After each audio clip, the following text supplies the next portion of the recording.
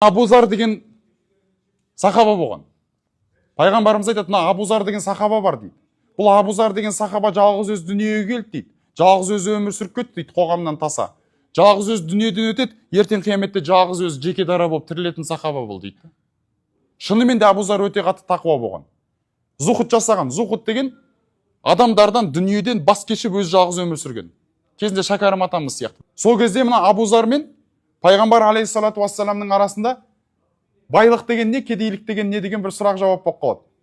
Сол кезде мен оқып берейін. Я Абазар дейді Пайғамбар алейхиссалату вассалам. Атара касратал мал хуал гина дейді. Сен ойлайсың ба, мал дүние байлықтың көп болған адам, ол бай адам деп ойлайсың ба дейді. Культу наам я Расулалла. Я деп айттым дейді. Мүлкі көп адам, ол бай адам деп айттым дейді. Содан кейін деп айтты дейді, Пайғамбар алейхиссалату вассалам айтты дейді, қала фатара қиллатал мал хуал фақр. Сен ойлайсың ба, адамда ақшасы, малы аз болса, ол кедей деп ойлайсың ба дейді. Я Расулалла. Культу наам я Расулалла. Әрине, қолында ақшасы, дүниесі жоқ адам, ол кедей адам ғой деп ойлаймын дейді. Сол кезде Пайғамбар алейхиссалату вассалам ол кісіге басқаша жауап береді. Бүйтіп айтады. Иннамал гина гинал қалб, уал фақру фақрал қалб. Ей Абузар, олай айтпа дейді. Негізі шынайы кедейлік деген бұл жүректің кедейлігі. Шынайы байлық деген бұл жүректің байлығы деген. Қанағат деген нәрсе бар ғой, білесіздер ма? Талап, еңбек, терең ой, қанағат, рахым, ойлап қой. 5 асыз көнсеңіз дейді Абай атамыз. Өсек, өтірік, мақтаншақ, еріншек, бекер, мал шашпақ, 5 дұшпаның білсеңіз дейді. Өсек, өтірік, мақтаншақ, еріншек, бекер, мал шашпақ.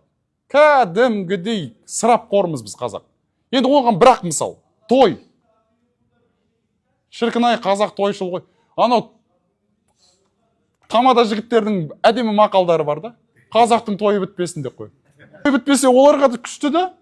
Ей, субханалла, біз басқа жағынан айтып отырмыз, бауырым. Алла тағала енді мал дүниеңе, кәсібіңе береке берсін әлбетте. Енді халалынан той жасарсың деп үміттенеміз. Бірақ мен саған айтып жатқан нәрсе басқа нәрсе, сен тереңірек ойланшы. Ана тойдан қалған тамақтардың мұсырға төгіліп жатқанын айтып отырмын да мен.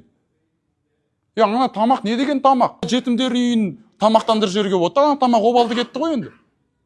Обалды кетті ғой. Соны кішкене есептеп, бір орташа деңгейде той жасап, қалғанын сол садақа қылып беріп жіберсеңдер де әдемі ғой. Ақыры дүниелерің қалталарыңа сыймай жатыр екен. Негізі ол емес қой. Мәселе ол ақшаның көптігінде емес қой.